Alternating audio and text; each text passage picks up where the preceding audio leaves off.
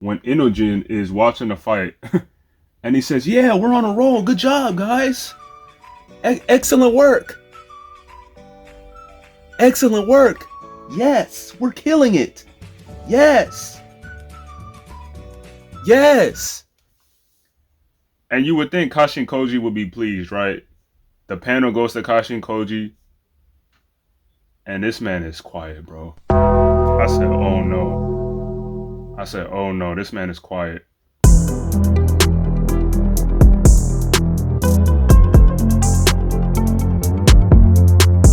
Bro, I'm telling you, man.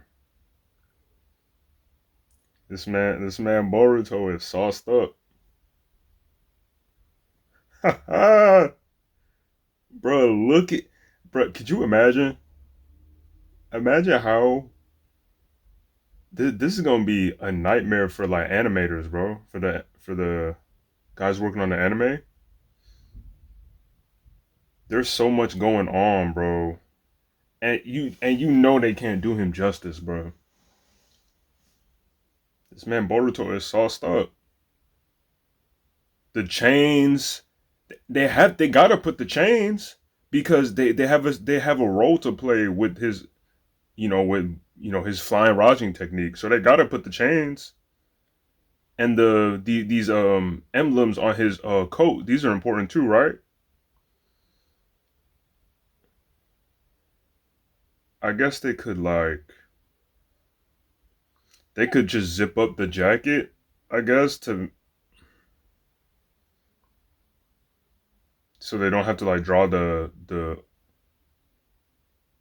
karma mark, like the kind of tattoo that's here. But they have to do the thing with his hand. They have to do that. Bro, these guys are gonna be stressed out. They're gonna be stressed out. They can simplify his hair. They don't have to do too much with his hair, I don't think. Yeah.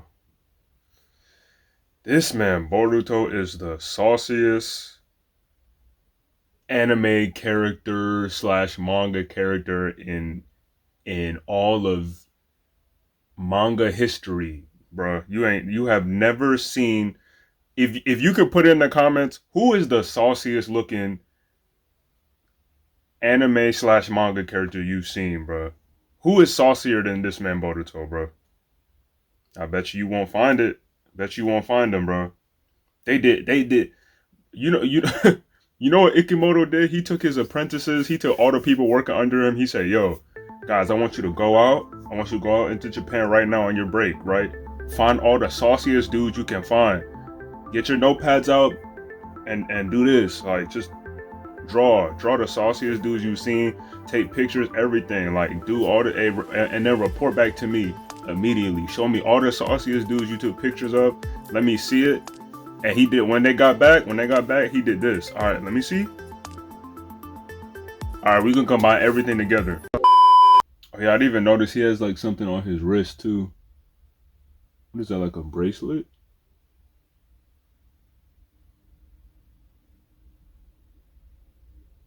It's like a bracelet. Why does he need us? Why does he need this glove on this side though? Because he's right-handed, right? When it comes to sword wielding, so he can't. He doesn't even need that glove. I don't know. I was just pointing that out. All right, chapter 29 of Boruto 2 Blue Vortex. This was action packed, man. And you know I love it, bro. I'm about to read this again later because I loved it, man. I loved it, bro. I still don't remember this frog looking guy's name, the bald dude who's, in the hidden leaf right now. I'm gonna call him Frogman. I'm gonna keep calling him Frogman, bro. He's Frogman. And yeah, so Boruto and the others, Kawaki and others seem to be a good job at taking this guy down right now. Bro, Boruto is able to use the Byakugan, bro. He's able to use Byakugan. That's crazy, bro. I was not expecting that from this chapter, bro. So this is his. I guess this is what happened to his Jogan, right? What happened to that? Hey guys, my name's Christopher, and I'm here to talk to you today about a children's book me and my good friend Evan are working on. It's called A Box of Wonders. We're excited to be working on our first book together and eventually give you a story you can share with the little ones. A Box of Wonders is a story about a father occupied with work so much so that he doesn't have time to tell his son a bedtime story. The father's solution? Giving his son an advanced AI box that can tell the boy all kinds of incredible stories. So incredible that the boy is hooked on this box and prefers the box over his father's storytelling.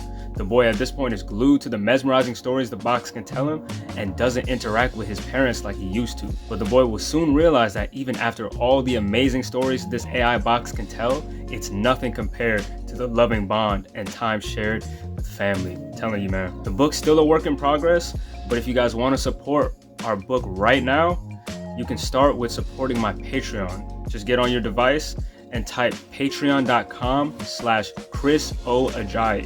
That's patreon.com/Chris O Ajayi, Ajayi.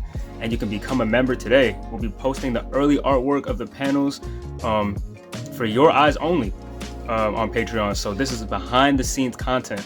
You'll get to take a look at the whole story from beginning to end before the official book releases. Well, that's all I got for you today. Thank you so much for listening. We're so excited, me and Evan, to be working on this children's book and, present it to you guys in the future. Yeah, and so I just wish you have a blessed day, and until next time, peace, y'all.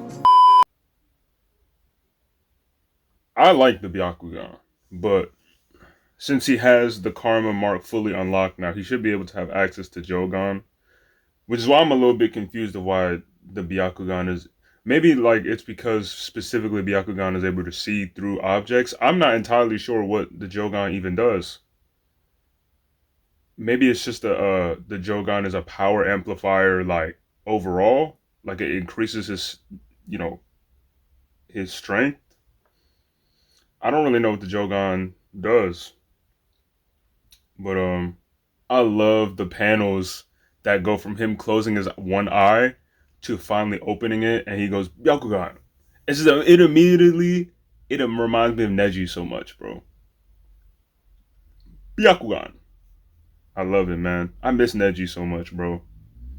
I wish he would have made it. I wish you would have made it, bro. Yeah, look at this panel. He goes Byakugan. Looks so cool, bro. Get that off the screen. I'm loving it, bro. Oh my gosh, I'm loving it, bro.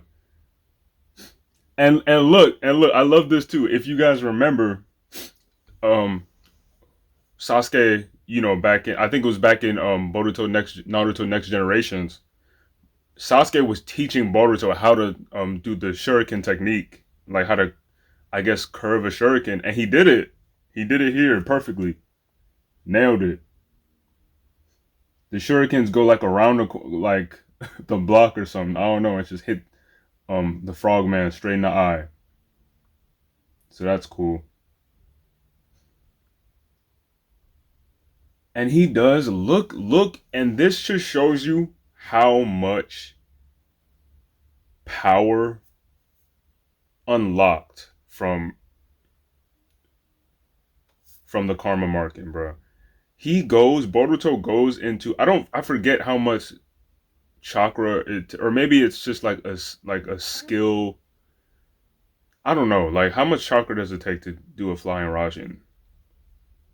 Because Boruto has just been spamming that jutsu. He does a flying Rasen to their location and hits them with a big Rasengan. What's this called again? Massive Rasengan or big massive Rasengan with a massive Rasengan. I didn't even know he knew how to do this, but he's Naruto's son, so I guess of course Naruto would have taught him that at some point, or maybe he learned it. Maybe he taught himself, bro. I wouldn't be surprised if Boruto just taught himself the whole time he's been away. But he goes from a flying Rasen and then immediately goes to the massive Rasengan. Bro, that's crazy. And then Kawaki shows up. Kawaki's doing his thing. And I think at this point, Amado has increased Kawaki's power. He's bumped it up again. So it can't be healthy, by the way, what he's doing, bro. I'm pretty sure Amado mentions that as well. Like this is gonna affect Kawaki in the future to where he won't. I don't know. This is gonna affect him physically to where he can't perform how he wants to because that was the theme for a little bit in Naruto Next Generations when he was a kid. You know that using the tech, using like ways to kind of cheat your way of becoming a stronger shinobi, and how it doesn't benefit you in the long run, versus hard work and stuff. And I feel like that kind of went away for a while, but it looks like the theme might rear its head again in Two Blue Vortex because I didn't see too much of that in Two Blue Vortex. But yeah,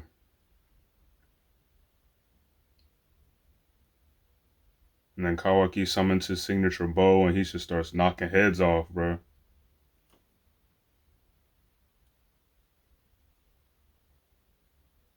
Let me see. Oh yeah, and Mitsuki's still in interrogation. He's still in interrogation with this guy. What's his name? Koba.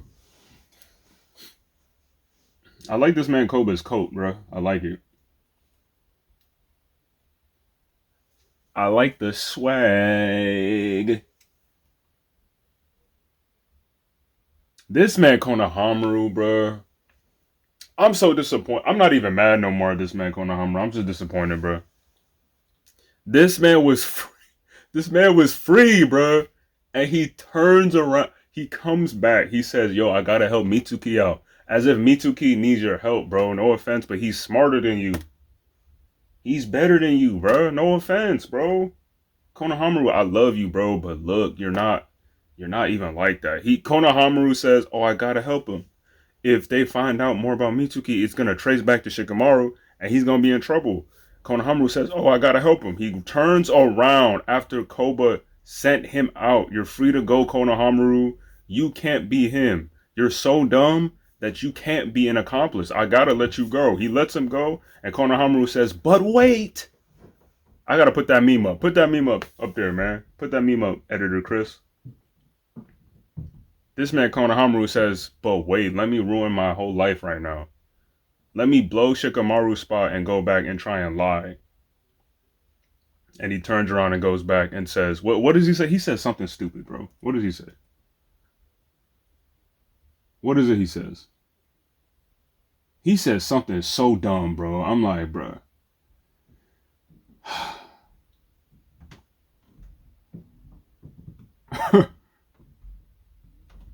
actually, actually, Nishi. Oh, is that his name? Is it not Koba? It's Nishi. Oh no, no, that's the security guard, I think. Actually, Nishi, there's something I forgot to mention to Lord Kobu. Kobu, not Koba. My bad. Let me see. The next page. Let me skip all the way to it though. Okay, Konohamaru says he comes back. He opens the door into the interrogation room, and he says, "Apologies, there is something I forgot to tell you earlier. It's rather difficult for me to say this, but it appears that they released code to the cuffs. They released the code. What? That they released code to the cuffs was never actually set. It was my mistake." He says that he forgot to set the code to when they had Boruto in custody in the Hidden Leaf and they put the cuffs on him. He's saying that it was never set. Now, I actually kind of believe Konohamaru would make a mistake like this now that I'm reading it back. I'm like, he is kind of. Let me not say dumb because I feel like, bro, I would make a mistake like that too, bro. I'm not gonna lie. I'd be like, oh shoot, I forgot to set the code. No, I wouldn't. I would not forget that, bro. I would not forget to do that. I don't know. But anyways, yeah, he says he forgets to set the code on Boruto's handcuffs, and that's how he escaped. And this man is not buying it, bro. This man is not going for that, bro. Sai is definitely not falling for that. Kobu's not going for that. And he immediately calls him out. He calls Konohamaru out. You are a liar, bro. Capper. And then look at this. He tells Konohamaru, you know what? Bring Shikamaru in. You were home free, Konohamaru. You bought yourself some time and you said, no, let me. Oh no. Oh no. My marshmallow light. Okay. Konohamaru blew the spot, man. Everything was fine. Mitsuki had it handled. And he ruined it.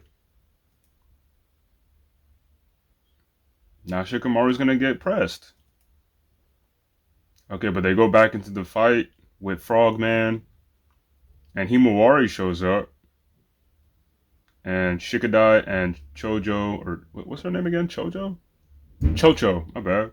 It's been a while since I've seen her, but yeah, and so now they're on the battlefield too. And this is what sucks at the end right here. When Inojin is watching the fight and he says, yeah, we're on a roll. Good job, guys. Excellent work. Excellent work. Yes, we're killing it. Yes. Yes. And you would think Kashin Koji would be pleased, right? The panel goes to Kashin Koji. And this man is quiet, bro. I said, oh no. I said, oh no, this man is quiet. Now Kashin Koji is usually quiet, okay? He's usually very stoic. He's not doing nothing. But he is just not hearing that. He's quiet. Not that they're cooked or anything like that. Not that they're, but I don't know. Maybe he's quiet right now because he's like, something isn't happening that's supposed to be happening. Because remember, Kashin Koji can see the future. And he can see how things are supposed to play out. If they go down one route. And so maybe in his head right now, he's thinking, like anything could be wrong. Maybe Himawari is not supposed to be here. I feel really strange that Himawari is here right now. I feel like she's not supposed to be here. I don't know. But Kashin Koji is just he is just straight faced. So I don't know. We'll see the next chapter. This chapter was fun. It feels like back to back with Kagura Abachi and Boruto, man. I am. It is a beautiful time to be a manga reader. And I just can't wait to see all this stuff animated. It's been a very long while since I've tuned into the Boruto anime because me personally, I haven't been a big fan of how they've been animating Boruto. I don't really like the new age style of animating. A lot of the moments aren't hand drawn like they used to be, and which is understandable, which is fine. All this new technology, it makes it easier on the people working on the anime, right? And so, but it just doesn't look the same, especially with Boruto. I don't like the coloring. I didn't like and so I just the look of the anime is a big thing to me, and I just didn't like what they were doing. So I just like kind of slowly stopped watching it, and that was about it. But I'll tune back in to see this new Boruto. How bro, I am so confident they're going to butcher his fit because in a sense they got to, because they're not gonna, bro. Imagine animating all that on Boruto all the time. He's the main character. You have to do him justice. You can't be lazy. And yeah. This chapter was good, man. I like this. I like the action. I like seeing Boruto in action, bro. I love that he's using the Byakugan right now. That's the dojutsu in use right now.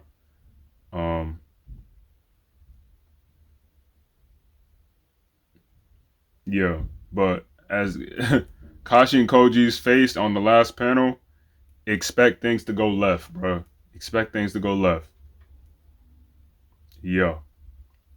Like I say, man, subscribe to the YouTube channel. Follow me on Instagram. And I'm gone. Peace. Oh, also, um, if you guys, you know, like what I got going on, like my YouTube channel, and you want to support, I have another way you can support me is I have a book with my good friend Evan coming out, um, probably sometime next year of summer. Don't take my word for it, but we do have a deadline. Evan has been very firm on the deadline when we should put it out. I've never been a deadline kind of guy, but I'm, you know, we're working as a team, and I gotta, you know, illustrate, you know, and get stuff done. So that's what we're doing. So very exciting. I love working on this project. It's more of a passion project. Me and Evan, with this, man, and we just can't wait to present this to parents. And even if it doesn't even have to be you don't even have to be a parent if you want to get the book, you know, like just to show your support and purchase the book when it comes out. And we've also been talking about having an ebook too for it, for the Box of Wonders story. And so yeah, man, we're super excited. We love working on it so far, and just, you know, yeah, man, and we would love to do more stories in the future. We've already talked about two other books, two other stories that we'd like to work on. One of which I'm very excited about. I love the story Evan has come up with a particular story. But yeah, man, if you guys want to support the book, you can go over to my Patreon. The link is in the description below. And yeah, support me that way. But if not, that's all right. That's cool, man. You could just supporting the YouTube channel, being subscribed, liking, and commenting. That's enough for me. So thank you guys so much for tuning in. Subscribe to the YouTube channel. Follow me on Instagram. And I'm gone, man. I'll see you. Peace.